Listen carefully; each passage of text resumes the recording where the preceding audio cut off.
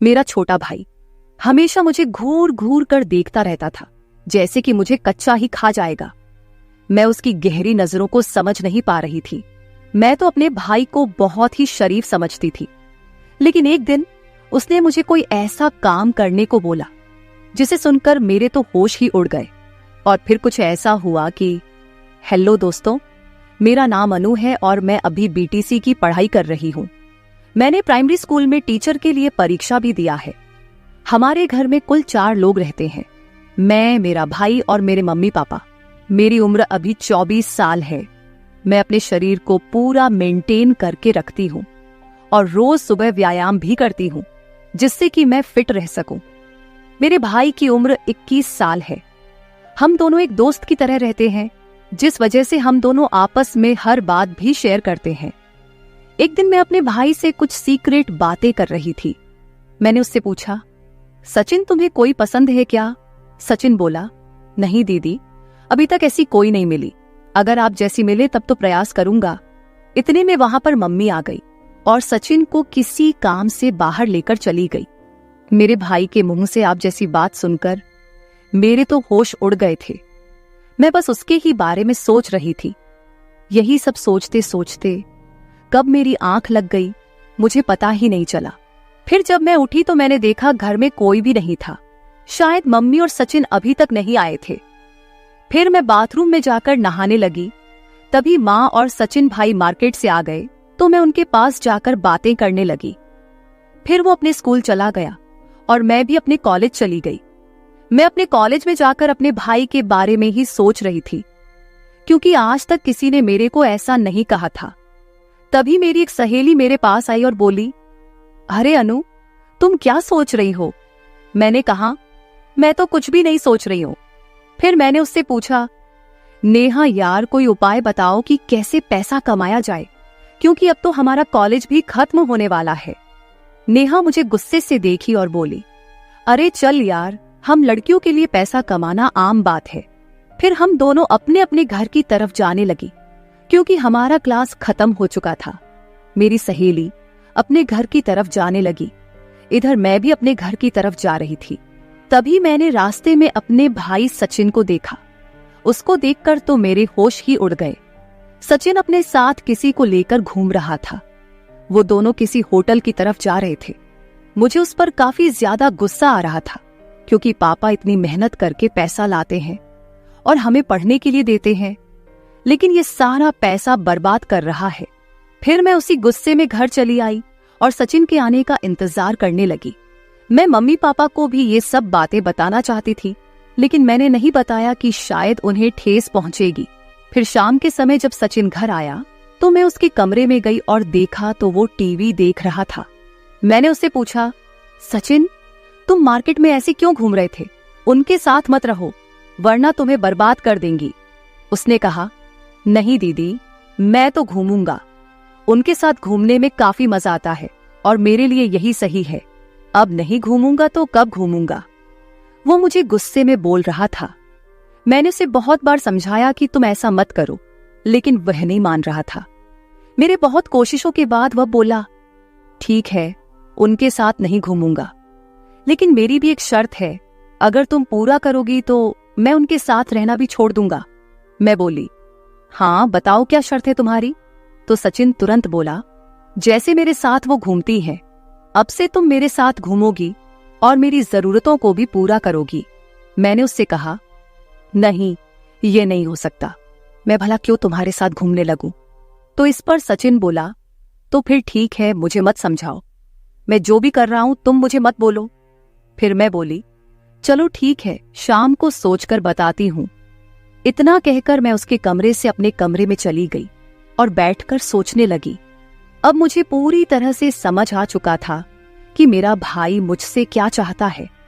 फिर मुझे कुछ दिन पहले की बात भी याद आ गई कि वो मुझे क्यों इतने अजीब तरीके से घूर घूर कर देखता था।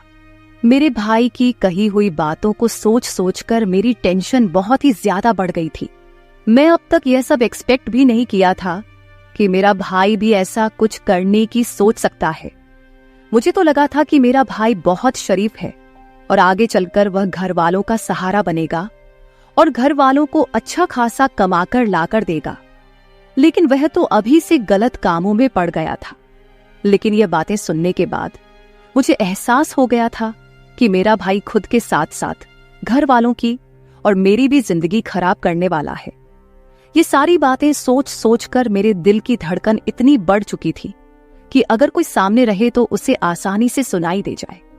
मैं उसको पूरी तरह से समझ गई थी कि वह क्या करना चाहता है। मेरे पास तो बहुत बड़ी समस्या थी कि अब मैं क्या करूं। अगर मैं हाँ नहीं बोलूंगी तो वह उनके चक्कर में बर्बाद हो जाएगा और उसकी पढ़ाई भी खराब होगी। मैं उसे पति पत्नी के जैसे रहने के लिए भी नहीं बोल सकती थी, क्योंकि दुनिया की नजरों में वह मेरा भाई था। फिर मेरे दिमाग में अचानक ख्याल आया कि शायद यह बात घर में ही रहेगी, इससे हमारे घर वालों की जिंदगी भी बची रहेगी और मेरा भाई भी सुधर जाएगा। यही सब सोचते सोचते मैं सो गई। फिर जब मैं सुबह उठी तो सचिन के कमरे में चली गई। शुरू में तो मैंने उसे बहुत समझाया कि यह सही नहीं है, लेकिन वो मेरी एक भी बात सुनने को राजी नहीं था। फिर मैंने उससे कहा, ठीक है सचिन, मुझे तुम्हारी शर्त मंजूर है, लेकिन चलो पहले हम शॉपिंग करेंगे। फिर मैंने उससे कहा कि यह बात बाहर किसी को पता नहीं लगना चाहिए और तुम भी किसी के साथ आज के बाद दिखाई मत देना। वह बोला, ठीक है, आज के बाद आप जैसा कहोगी मैं वैसा ही करूंगा। मेरे भाई से बातें सुनने के बाद मैं उनके पास गई जिसके साथ मेरा भाई इधर उधर घूमता था, और उन्हें अच्छे से समझा कर आई। फिर घर आकर मैं मम्मी के पास चली गई और नाश्ता बनाने लगी, क्योंकि आज रविवार था तो हमें कहीं नहीं जाना था। फिर पापा और सचिन नाश्ता करने लगे और उसके बाद मैं और सचिन शॉपिंग करने चले गए। मार्केट जाकर सचिन ने मुझे कपड़े दिलवा दिए और अपने लिए भी कपड़े ले लिए। साथ ही मैंने अपनी मम्मी के लिए भी एक साड़ी खरीद ली।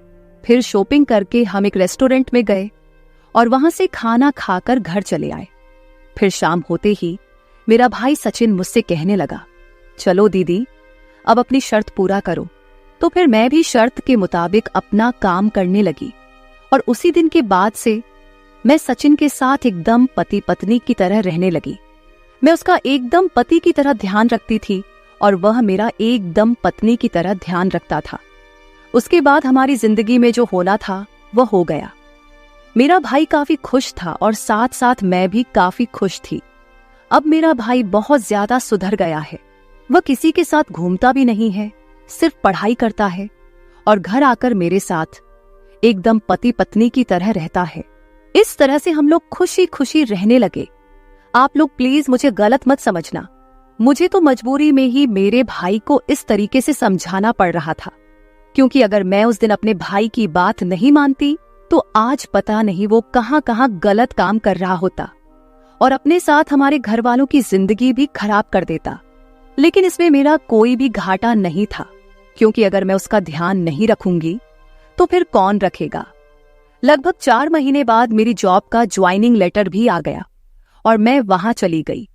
अब हमारा परिवार भी अच्छे से चलने लगा था।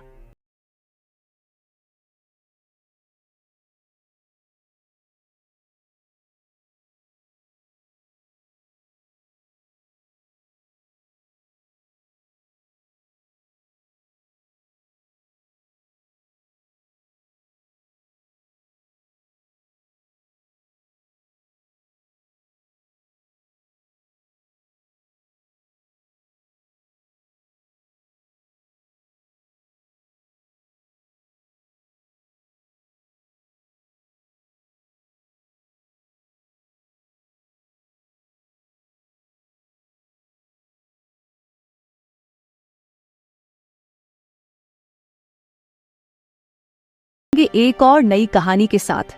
धन्यवाद।